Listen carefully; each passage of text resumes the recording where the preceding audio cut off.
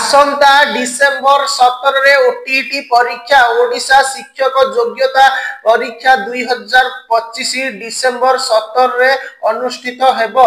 ए नै माध्यमिक शिक्षा बोर्ड ओडिशा आज सूचना देइछि।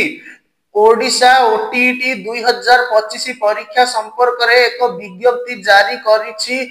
ओडिशा बीएससी एवं डिसेम्बर 17 बुधवार दिन दुईटी शिफ्ट रे योग्य प्रार्थी माने परीक्षा देबे। बोर्ड अनुଯାयी योग्य एवं आग्रही प्रार्थी माने आसंता काली ठारू केवल www.bscodisha.ac.in रे ऑनलाइन रे आवेदन करि परिबे एवं ओटीटी 2025 फॉर्म पूरण नवेम्बर 25 मध्य रात्रि पर्यंत जारी रहिबो।